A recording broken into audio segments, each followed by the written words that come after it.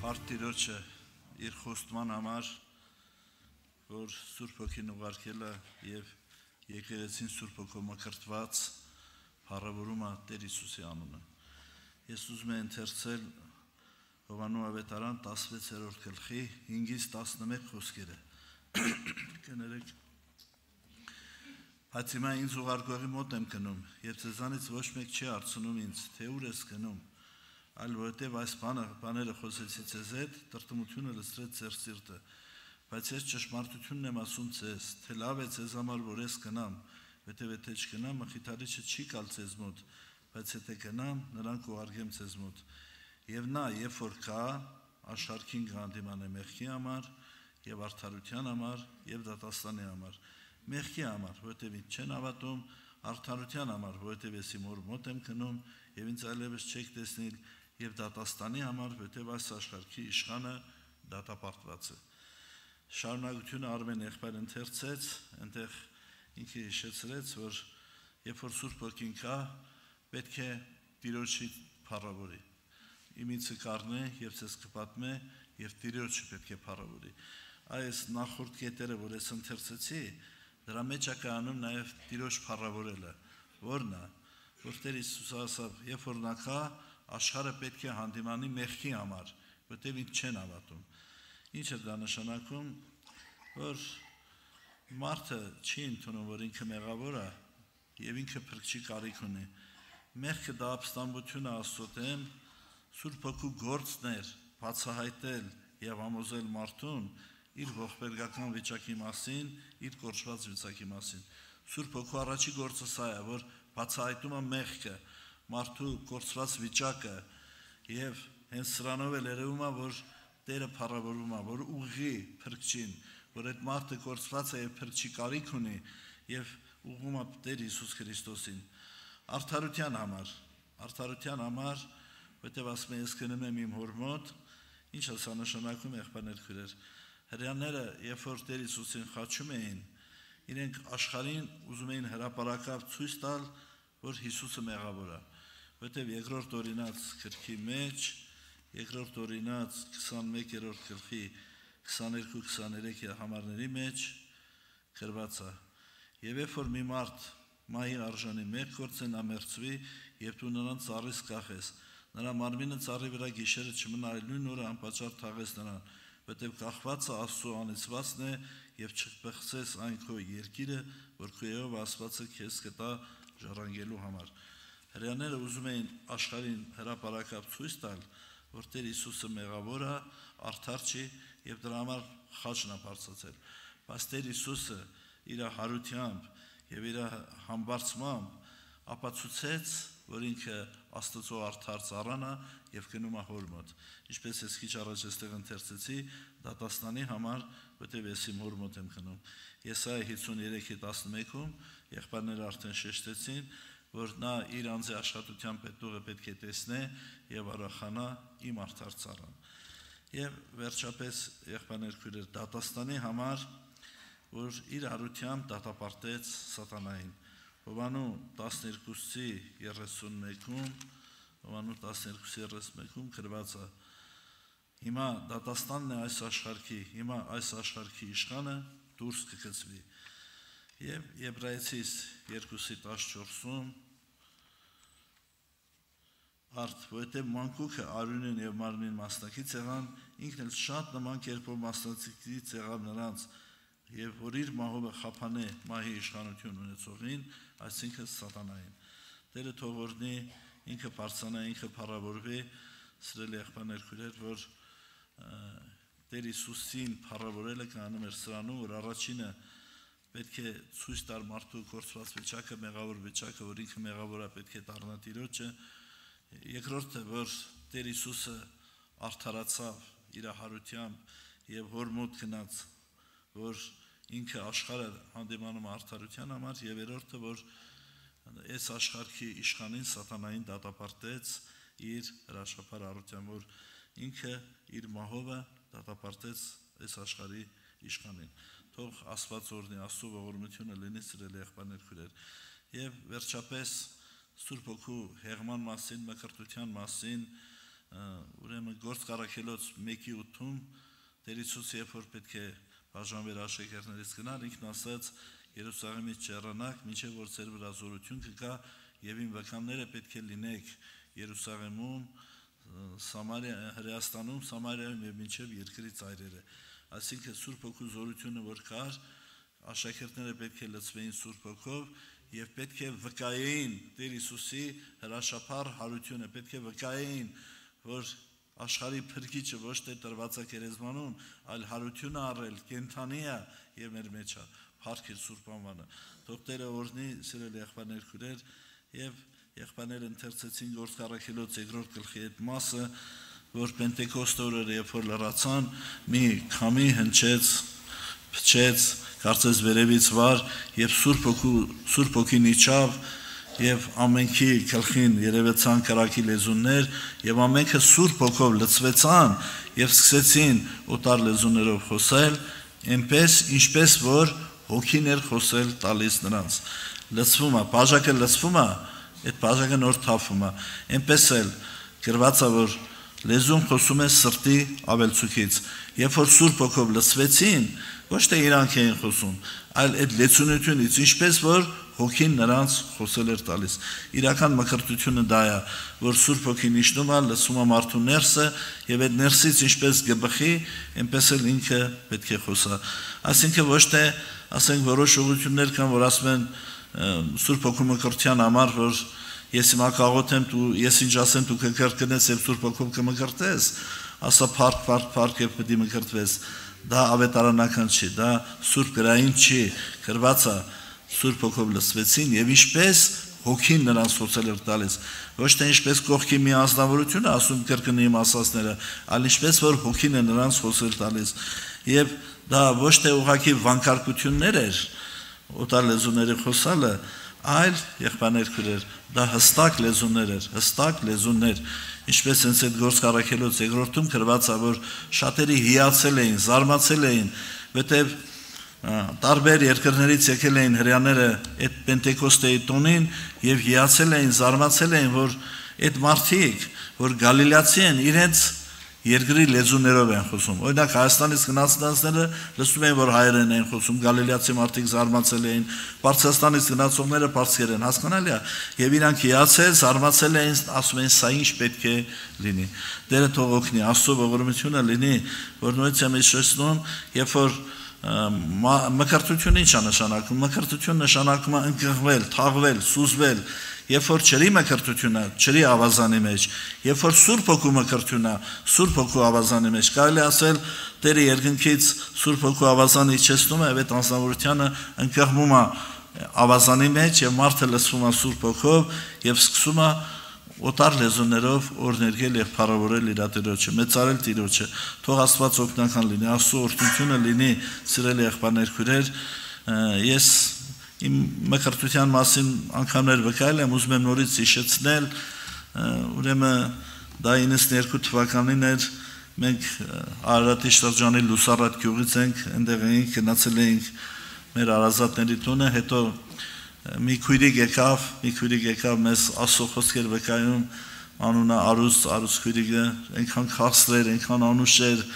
մենք տեղ Աբովյան լրի մոռացել էինք, այդ մի երկու օր այնտեղ մնացել էինք ու սկի չէինք էլ ուզում բաժանվել իրարից։ Հետո այդ քույրիկը իմ կնոջ հետ մտավ այն սենյակը, աղոթեցին դուրս եկան, ինձ Սուրբ Հոգով մկրտվեց, ասա քեզ բան, էս ինչ բան էր։ Իմ համար զարմանալ էր, առաջ անգամ այդ ծևի բան տեսնում, հետո եկանք մեր տուն, Արմեն եղբոր ասաց այդ նախանձավորության մասին եմ ուզում ասել, այդ որ մարդը պետք է նախանձավոր լինի դրան, անենց անհոգ չպիտի սպասի տենա երբ կլինի, երբ Աստված կտա, պետք է փափագի, պետք է նախանձավոր լինի Սուրբ Հոգու մկրտության,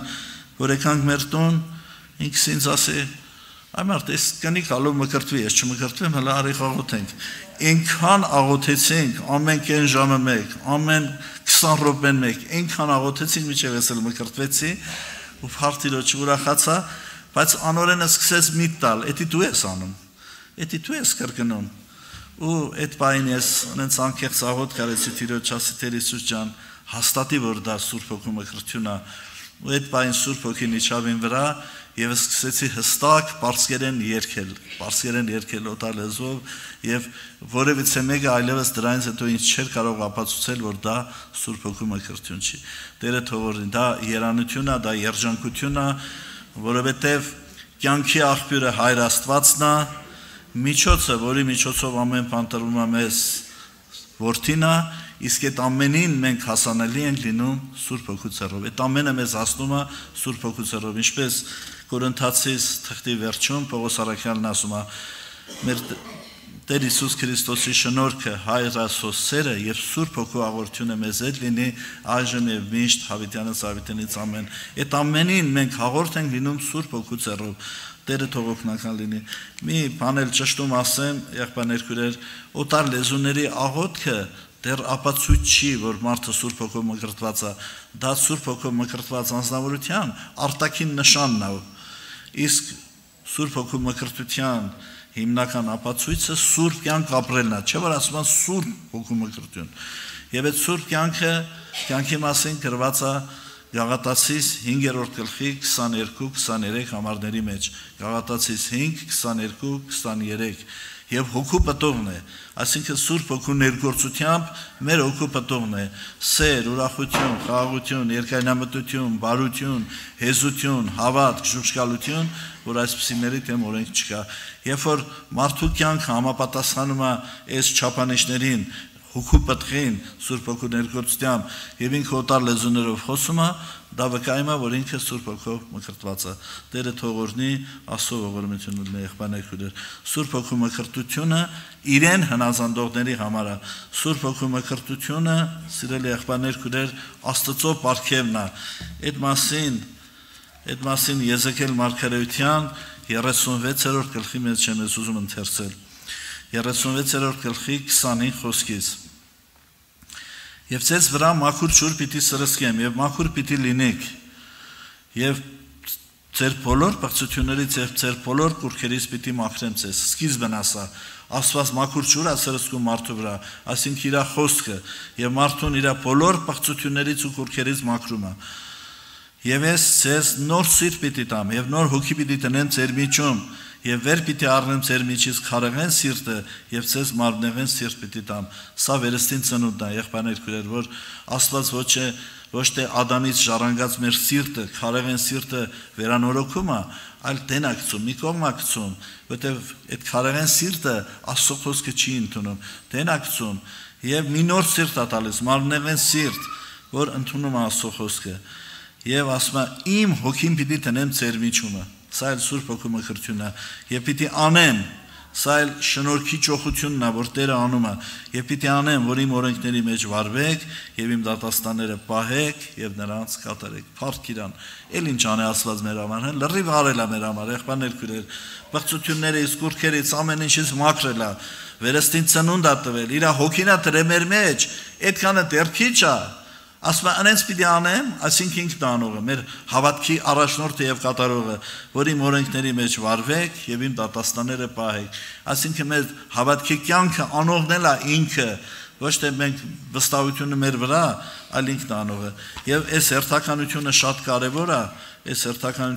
կարեւոր է, որովհետեւ